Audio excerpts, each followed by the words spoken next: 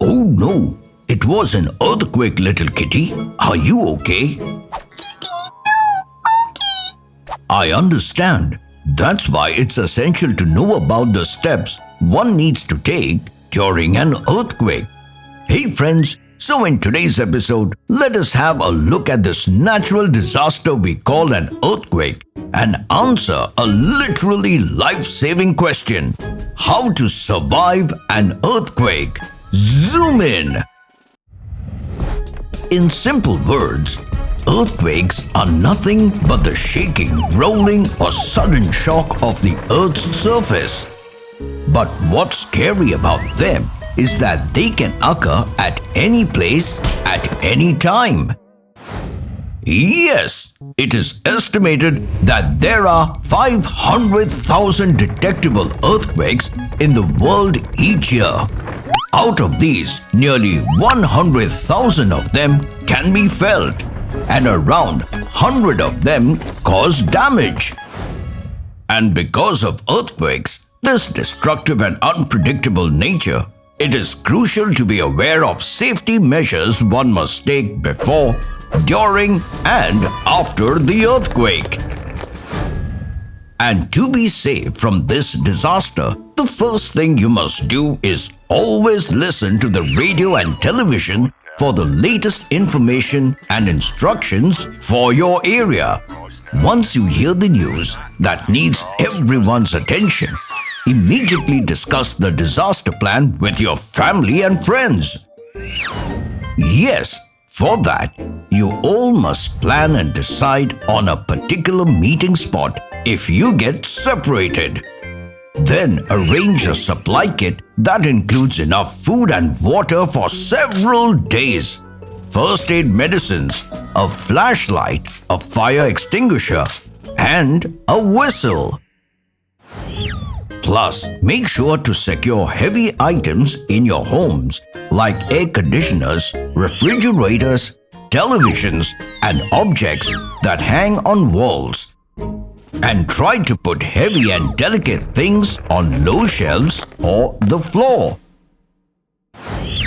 But remember, my friends, in most cases, earthquake warnings will give only limited time to prepare. And often it will hit even without any warning. So in case you are at home and find yourself caught between the trembling ground, make sure not to panic, try to stay calm, and in the first few seconds after the shaking starts, try to quickly move away from anything that could fall and injure you. Then immediately implement a safety method called a drop, cover, and hold on. Yes, during such an emergency, drop where you are onto your hands and knees. Then cover your head and neck with one arm and hand, or better, if a sturdy table or desk is nearby, crawl underneath it for shelter. Once you've found a cover, hold on with one hand and be ready to move with it if it moves. And stay in there till the shaking stops. And for those of you who are unable to drop to the ground and get up again without assistance, make sure to bend forward, cover your head with your arms, and hold on to your neck with both hands. And if you're in bed, hold on and stay there, protecting your head with a pillow. And once the trembling stops, check for injuries and inspect your home for damage. And if possible, help those in need. But do expect some aftershocks, and each time you feel one, remember to drop, cover, and hold on. Trivia time! Did you know the largest recorded earthquake in the world was a magnitude of 9.5 moment magnitude in Chile on May 22, 1960? While the largest recorded earthquake in the United States was a magnitude of 9.2 that struck Alaska on March 28, 1964. Hope you learned something today. And do not forget to share these safety tips with your loved ones. Until next time, it's me, Dr. Binocs, zooming out.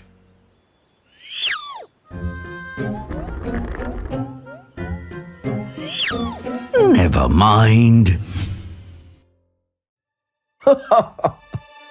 Oh no, what's the smoke?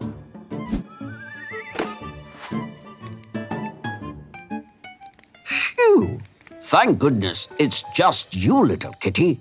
I thought something caught fire. Well, right now it's just a pretend situation. But if a fire happens in real life, it can be really dangerous. That's why we need to learn some necessary things to keep ourselves and our loved ones safe. Let me answer that by sharing a fiery question. How to survive a fire? Zoom in. You won't believe it, but in less than 30 seconds, a small spark can quickly grow into a raging fire that eats up everything in its path. Your toys, books, furniture, and even the walls. Also, it's not just the flames to be worried about, but also the toxic smoke coming from the fire is thick and dangerous, which can make it hard to breathe and see. And as it can happen to anyone, anywhere, and anytime, let us see a few safety techniques to survive this life-threatening situation. Firstly, as they say, prevention is better than cure. So make sure not to touch objects like matches, lighters, and candles if there are no adults around. And in case the situation demands you to do so, then do not take them anywhere near flammable items such as curtains, clothing, and bedding. And always remember to turn off and unplug appliances when you're not using them to prevent short circuits. But in case a fire does break out, the first thing you should do is try to stay calm and not panic so that you can think clearly. Then immediately call for firefighters and alert everyone in the house or school. And if there is no easy escape route and you see the toxic smoke filling up the space, then quickly soak a cloth in water and tie it over your mouth and nose, as breathing in too much smoke can cause you to pass out. Also, as this smoke tends to rise up, to give yourself some extra time, quickly get on your hands and knees and crawl towards the nearest exit. And if you're in a room and the door is closed, check to see if it's hot before opening it. If it's hot, this means there's a fire on the other side and you should try to find another way out. If the door is cool, then open it slowly and check for smoke or flames and move ahead by staying low. And if you're trapped in a room and can't get out, try to seal the room off as much as possible. Stuff clothes or towels under the door to stop smoke from coming in, and seal any gaps around the window with wet towels or sheets. And by any chance, someone's clothes happen to catch fire, then use a safety technique called stop, drop, and roll, according to which the first thing to do is to stop moving, drop to the ground, and cover your face with your hands.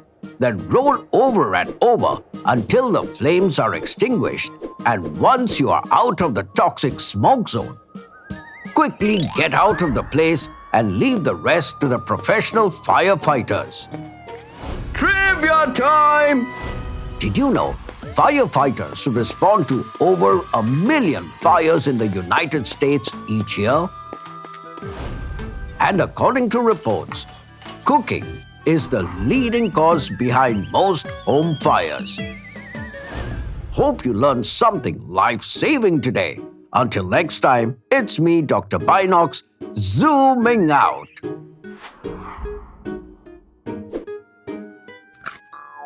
Never mind. Oh, where did little Kitty go? Kitty, where are you? Oh, what happened? Why are you so scared? Kitty had a dream. Kitty's plane crashed. Well, it's normal to feel anxious about flying on a plane. But don't worry. We have science to the rescue. How?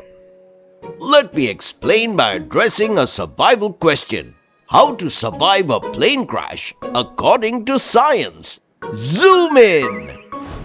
I understand flying on a plane can evoke fear and anxiety in some individuals, particularly when contemplating the possibility of accidents. But believe it or not, there are some scientifically supported strategies to enhance a person's safety in the event of an airborne emergency. So, let's look at them one by one. First and foremost, the choice of seating can significantly impact survival possibilities during a crash. While there's no guarantee, research indicates that passengers seated toward the rear of the aircraft enjoy a 40% higher chance of surviving compared to those seated near the front. So if you get the chance, grab a seat in the back half of the economy cabin. Also, what we wear is important for survival, as clothes made of synthetic fabrics like polyester can melt onto our skin if there's a fire, and shoes with high heels can slow us down if we need to get out fast. So it's best to wear natural fabrics like cotton and lace-up shoes to protect us from heat and sharp objects. Now the scariest times during a flight are often the initial 3 minutes after takeoff and the final 8 minutes before landing. So, pay extra attention to those safety instructions because different planes have different rules. Keep your shoes on, buckle up, and keep that tray table up too. Oh, and stash your bag under the seat in front of you to protect your legs just in case things go south. If the cabin loses pressure, oxygen masks will fall from above. You only have about 10 seconds before you start feeling short of breath. So quickly put on your mask before helping others. This way, you can stay awake and help everyone around you.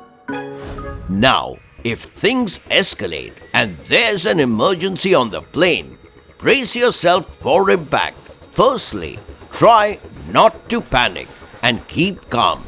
Then, bend forward by putting your head down so that your upper body is closer to your legs. And grab your legs behind your knees, holding on tight. This position helps protect your head and important organs inside your body. Upon surviving a crash, swiftly unbuckle seatbelts, leave belongings behind, and move low to the floor while covering the head with hands en route to the nearest exit, safeguarding against potential debris. Once you're out, keep on moving at least 500 feet away from the plane wreck and wait for the trained professionals to show up and instruct you on further safety steps. Remember, my friends, it's normal to feel scared during a flight, but try your best to stay calm and confident because airplanes today have lots of safety features and the crew knows what to do in emergencies. The best part is, more than 95% of people involved in plane accidents survive. So yeah, we are definitely in good hands up there. Trivia time! Did you know air travel remains statistically the safest mode of transportation compared to driving? Also, according to the latest estimates, there are approximately 100,000 flights per day. And if you're curious about how these giant metallic tubes manage to fly, hope you learned something new today. Until next time, it's me, Dr. Binocs, zooming out. So, Kitty, ready to take off? Ready?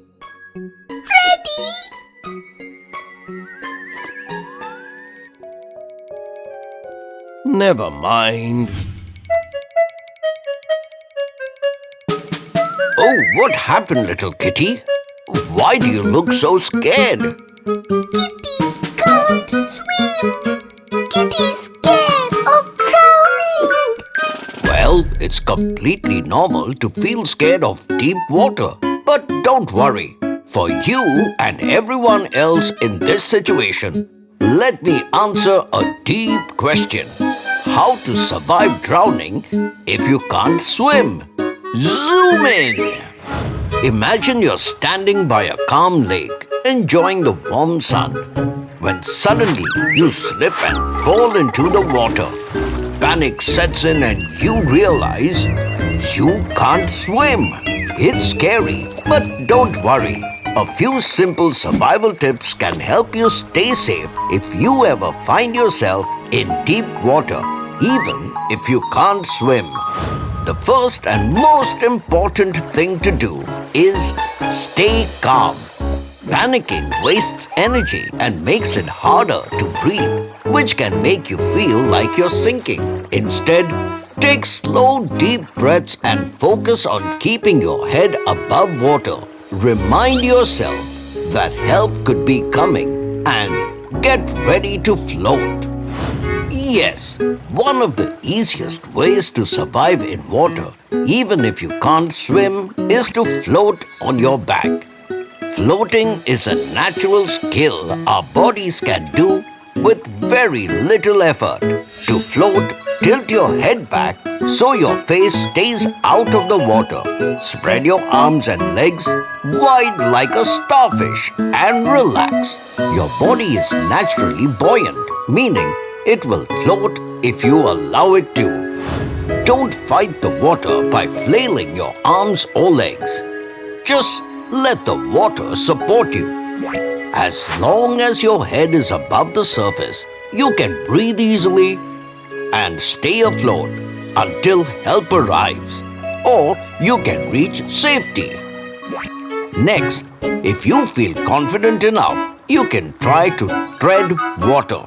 But what is treading water? Treading water is like standing upright in the water without sinking. You do this by keeping your chin lifted and breathing normally.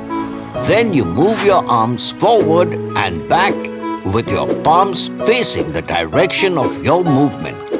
At the same time, move your legs in a circular motion, almost like pedaling a bicycle slowly. Remember, it's not about speed. It's about staying in place. While floating on your back is easier, treading water allows you to keep your head above water. If waves or currents make it hard to float on your back, stay calm and keep your movements slow and steady to conserve energy. Now look around. Are there any floating objects nearby? A piece of wood, a life jacket, or even a large ball can help keep you above the water. If you find something, grab onto it and hold on tightly. It can act as a temporary life preserver while you wait for help. Even things like plastic bottles or a beach ball can be surprisingly buoyant. If you're far from shore and can't swim back, you need to get someone's attention. Waving your arms or shouting might feel exhausting, but it's important to signal for help. Don't waste too much energy yelling. Float and wave one arm while keeping your head above water. So in conclusion, remember, stay calm, float on your back, find something to hold on to, and signal for help. And most importantly, consider learning to swim. It's one of the best skills you can have for water safety. Trivia time! Did you know World Drowning Prevention Day is held annually on July 25th? Yes, it's a day to raise awareness about the impact of drowning and offer solutions to prevent it. Hope you learned something new today. Until next time, it's me, Dr. Binocs, zooming out.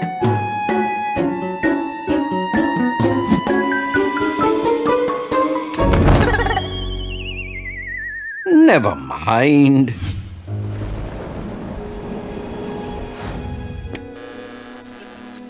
According to the latest weather report, there is a chance of a huge flood taking the town by storm, so all are requested to take precautions.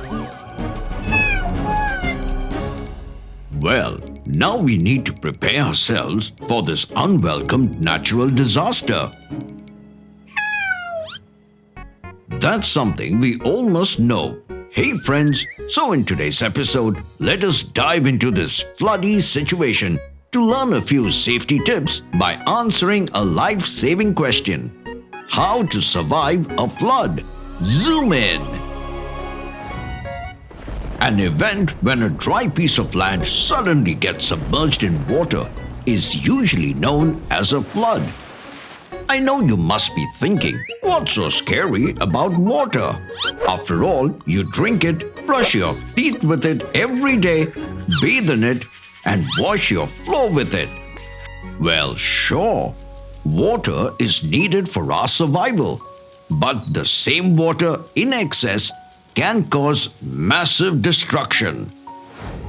Yes, the power of floods is sometimes very dangerous and can cause widespread devastation, resulting in loss of life and damages to personal property and critical public health infrastructure.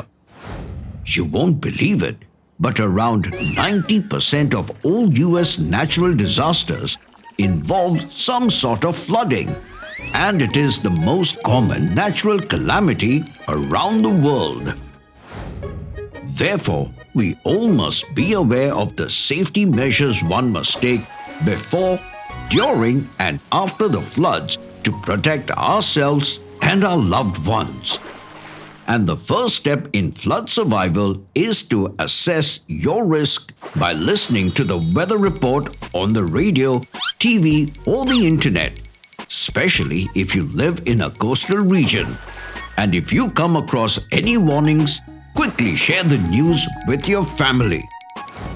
Then it is essential to stock up on first aid items, non-perishable foods, 3 gallons of water per person for 3 days, battery-operated radio for weather reports, extra batteries, a rope, and other personal hygiene necessities.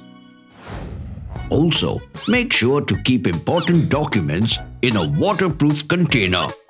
And if possible, move valuables to higher shelves and make sure to switch off electrical appliances as it can cause electrical fires. But here is a thing, my friends. Floods aren't always a slow rise of water. And at times it can happen so quickly that we don't get any time to prepare. And that's why what you do during a flood is vital for survival. For that reason, the first thing you must do is always listen to adults and stick with your family no matter what.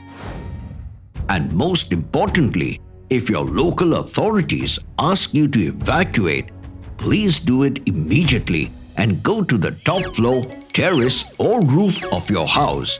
Or if possible, move out to the higher ground.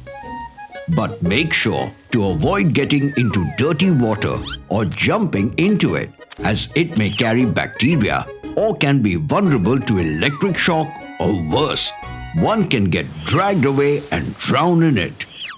And once you see the water level going down, wait for your local authorities to examine the place, and once they say it's safe, then return to your home with your family. But once you get down, do not rush into the water as it can be contaminated. So, let the adults clean the house and utilities before touching anything.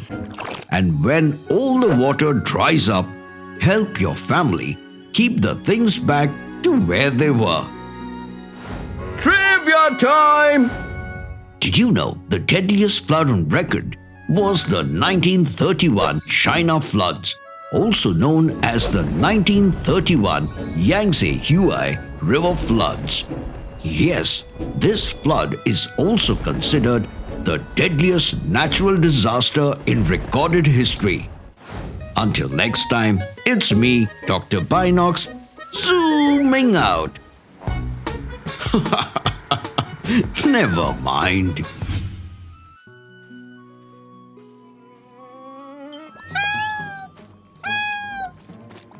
Oh, don't move, little kitty. Stay calm. I am coming. Scary quicksand. Well, indeed, but the crucial question is, how much scary? Well, let me explain that as quickly as possible. Hey friends, in today's episode, let us have a quick look into this nature's trap we call quicksand and quickly find an answer to a life-saving question. What happens if you fall into quicksand? Zoom in!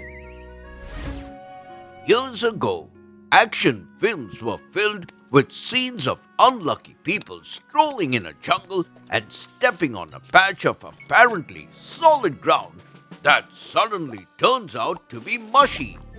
And after some struggle, things turn for the worse as the helpless victim starts sinking down into the muck in the most dramatic way, just to disappear without a trace. Movies like these made an entire generation of audiences wonder whether quicksand is indeed the highway to hell. All these scenes are just a creative and exaggerated depiction of these muddy puddles. Well, before we answer that question, let us see what quicksand is actually made of. Quicksand is a non-Newtonian fluid, meaning it can change its thickness or viscosity depending on the stress applied on it. It is made of sand saturated with water. Saturated means the sand comes thoroughly soaked with water or other liquid so that no more can be absorbed. Quicksand is formed when water saturates an area of loose sand and the sand is agitated by flowing underground water or earthquakes. Vibrations caused by agitation and excess water reduces the friction that usually occurs between sand particles. This means the sand begins to act more like a liquid than a solid. Once the sand liquefies, it loses its strength and ability to support heavy objects, such as a person standing on its surface as they start to sink deeper and deeper. But not the way movies depict it. Yes, that's because in most cases, quicksand is not a few feet deep.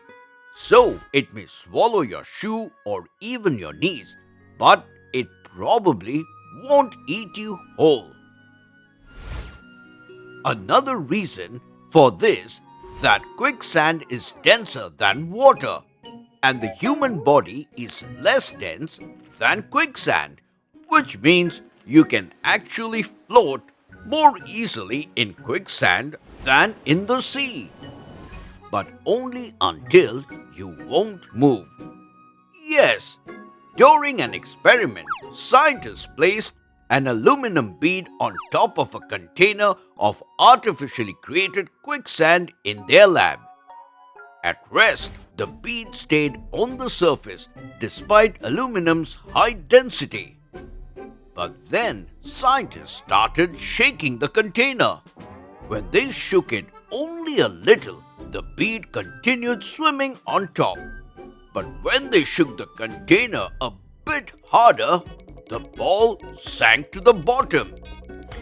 This helped them conclude that the best thing to do when you are stuck in quicksand is not to panic and rapidly swing your body, but instead just stay calm and use slow motions to bring your body to the surface and then lay flat on your back until help arrives.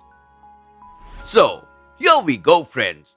Now we know that quicksand is not an evil force of nature as depicted in movies. However, it does not mean that you deliberately jump into this puddle of gooey sand, as it can still be very dangerous and can permanently damage your lower body. Trivia time! Did you know the density of quicksand is 2g per cubic centimeter compared to 1g per cubic centimeter of the human body?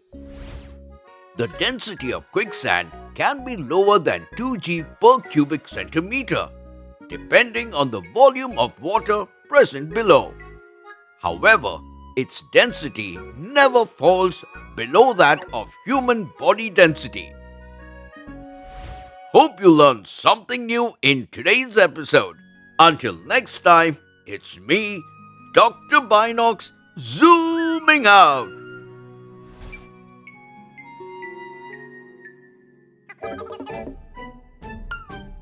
Oh, never mind.